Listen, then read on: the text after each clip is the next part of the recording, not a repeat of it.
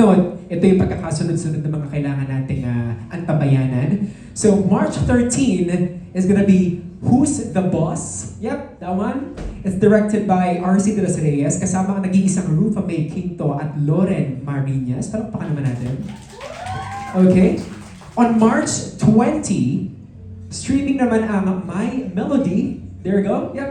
Directed by Fifth Solomon, starring Rob Daniel and Lee Day-Won. Yes, there we go. Another date to mark, March 27. Mapapanood natin ang Balik Eskwela.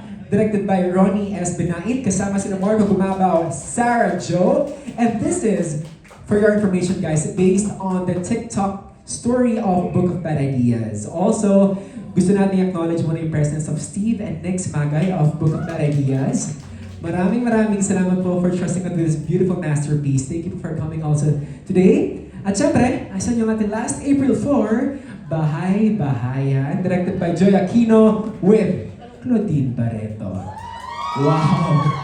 Grabe! Talk about a big-time project. Kaya naman, huwag na natin patagalin pa. Are you nervous?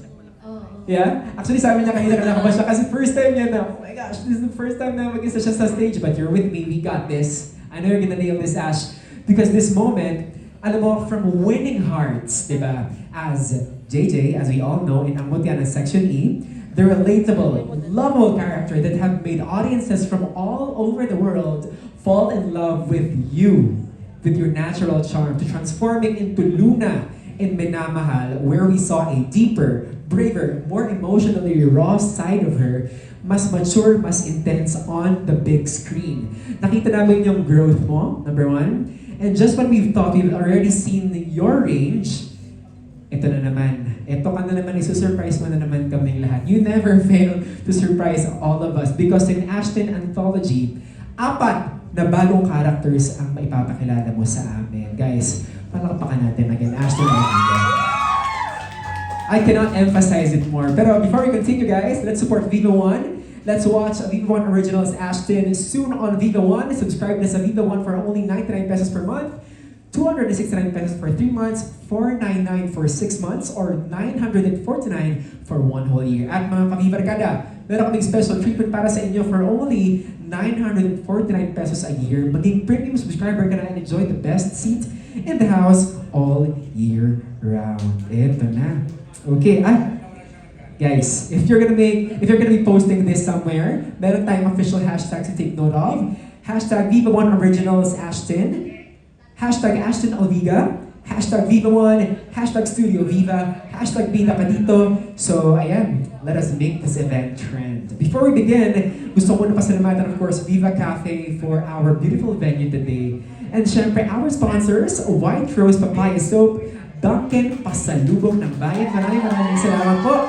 There we go. And yeah, of course, we also have our media partners today, PBO Una ka rito, Viva Cinema, Masayang Balik-Balikan, TMC Tagalized Movie Channel, Celestial Movies Pinoy, the biggest stars, the biggest blockbusters, and of course, Sari Channel. Now, okay, I think all of us are ready. It's time for our much-awaited Q&A session with our beloved Ashton over here. Members of the press, this is your opportunity to ask the cast or to ask Ashton about her experience and insights sa ating series. At syempre, sa lahat na nag-drop ng questions natin gamit ng hashtag AskTin, please stand by. Baka mamaya, mapili namin yung question nyo dito live sa stage. Paalala lamang po guys, your questions, let's keep them relevant and related sa ating proyekto na pinag-uusapan ngayong araw. Strictly avoid sensitive and personal questions and please remain respectful. Only series-related questions will be entertained. And guys, take note,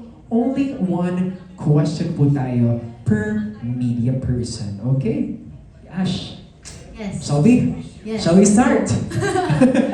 Okay, ayan. So, napakarami, of course, ng mga tao na curious about what's gonna happen, what is this all about? Kaya naman simulan natin, of course, from TikTok, People's Journal, Filipino star ngayon, Miss Aster Amoyo.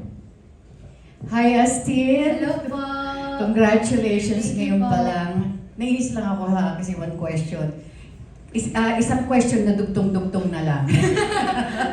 Anyway, of course, we're so happy for you kasi like, nagulat din kami. This is a bit like, what he said kanina na this is the very first time na nabigyan ng isang katulad mo ng isang drama anthology. So, anong sekreto meron ka? Why single you out para bigyan ng ganitong klaseng serye? Sikreto? Hindi ko po alam. Pero siguro, mas more on yung faith ko po kay Lord din. Feeling ko yun talaga yung nagdala sa akin dito kung nasan man ako ngayon. And dahil po doon, kahit nung mga nasa girl group pa ako, doon po kasi ako parang nasimulang mapansin din ni Boss Vic. So parang doon nagtaka ko na, sa sobrang daming girls na sumasayaw, nakitaan ako ng potential ni Boss Vic. So doon po ako na-amaze din talaga. And I think lahat po ng to talaga dahil po sa faith ko and kay Lord. Sorry, I know this is only one question, pero related doon sa unang tanong. Kasi like, of course, alam naman nating lahat na parang, in a way, parang naghiwalay kayo for a while ni Andres kasi nabigyan siya ng bagets and you are not part of that cast, di ba? Pero dito, ipinakita mo at ipapakita mo kung na talagang kaya mo rin mag-solo without banking on the love team. So, nung mabigyan si Andres ng bagets, anong pakiramdam mo?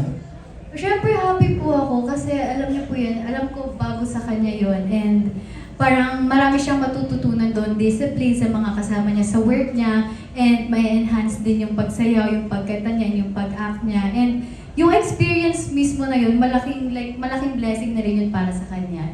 Sobrang sinusuportahan ko din po siya. Pinanood mo ba siya? Isang beses po. Okay.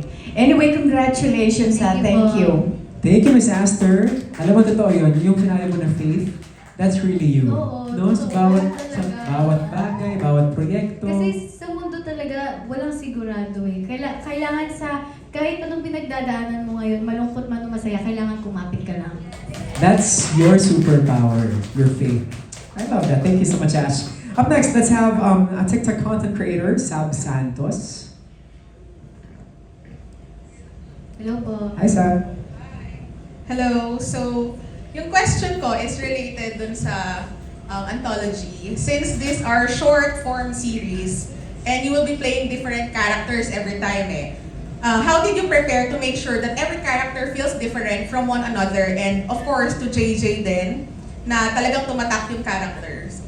Actually, sa ganyan po, hindi po ako masyado nahihirapan mag-prepare.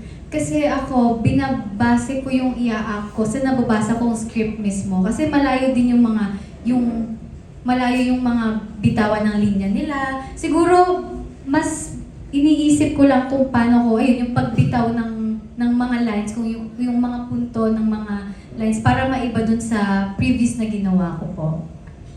Okay, thank you. Thank you po. Maraming salamat. Kung totoo yun, Ash, yung sinabi mo. Kasi parang ito, di ba, iba't ibang personalidad yan. Pero kasi nasa script na yun eh. Oh. Parang kumbaga kailangan mo lang aralin yung script kasi nandun na lahat ng kailangan mo. Oh, tapos ikaw na lang yung para mag-sharpen, mag-harness na kung paano mo ito isasabuhay.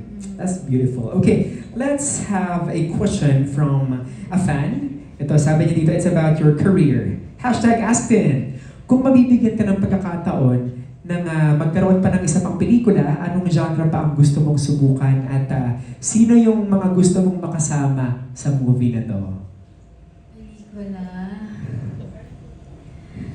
Dati ko pa sinasabi pero gusto ko talaga. Pero parang nagawa ko na rin dito eh. Siguro mas more on, alam niyo yung happy big family na yung mga palabas before. Oo. Yung mga tanging ina, yung fun na masaya na may lesson talagang matututunan din. At mapapakita yung beauty ng pagmamahala ng isang pamilya. Lalo ng isang Filipino household. Yes. Okay, let's manifest that. Di ba? Nothing is ever impossible. Kaya naman, that was a question, by the way, from Lizelle Lipumano. Okay, maraming salamat po for giving a question para kay Ashton. Up next, let's have from Inquirer, Alan Policarpio. Hello. Hi, good evening, Ashley. Congratulations. Thank you po. Pwedeng pakwento mo lang yung mga experiences mo and yung mga natutunan mo sa mga naka-work mo for each episode or na ginawa mo, like sina Rufa May, sina Claudine. Kay Miss Rufa, pinaka natutunan ko po is to enjoy the set lang. Sobrang relax niya po and kahit minsan, alam niyo po yun, syempre, nade-delay na kami. Pero siya, sobrang relax lang and mas napapagaan niya po yung, nawawala po yung problema ng set. And siguro, yun yung na-realize ko na parang ikaw mismo kailangan mo magbigay ng positive energy para mas makatulong ka sa mga taong problema sa paligid mo. And kay Miss Claudine naman po, na-amaze po ako kung gaano siya ka-humble. Kahit alam naman po natin, grabe Claudine Barreto. Sobrang icon po siya. And pinaka na-amaze po ako nung habang nagtitake po kami. Tapos may kailangang isa lang door kasi kita sa camera.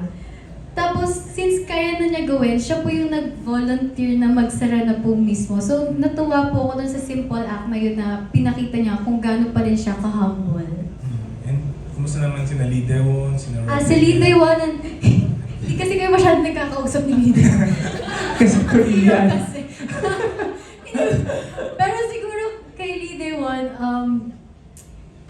yung willingness niya, kahit nahihirapan siya dahil sa language barrier, kahit daming instructions, pero andun yung willingness, yung willingness niya and yung eagerness niya gawin yung work niya. And kay Rob, natutunan ko pwede mo kaya sabihin? Sorry, first time umarito ni Rob, no? For Viva One. Hindi, yes, for Viva One. Okay. Pero nagkasama na po kasi kami ni Rob sa music video niya before, yung Diwa.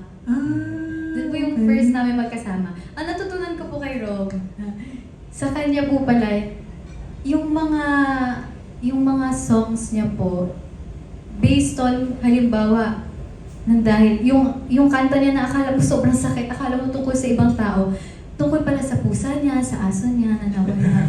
Sobrang galing. Sabi ko, talaga? Pwede pala yun. Kailangan mo lang talagang ilabas yung creative side mo. Kaya walang imposible. Yun yung natutunan ko kay Rob. And last lang, sa horror, ka na Marco. So, kay Marco, ang natutunan ko po kay Marco is yung kahit gaano ka ka-busy, huwag mo pabayaan yung healthy lifestyle mo. Like may baon siya sarili niyang food, na healthy food, tapos sinisigit niya talaga yung workout. And kay Sarah Jo naman, marami din ako natutunan kay Sarah Jo. And na-remind ako kung paano maging mabuting kaibigan talaga. Kasi noon po magkasama po talaga kami before pa. And sobrang happy ko na sabay po namin inaabot po yung pangarap namin ngayon.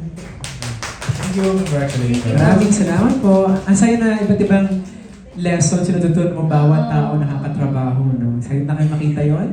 Okay? Wala akong maisip kayo sa buho. Let's have another TikTok content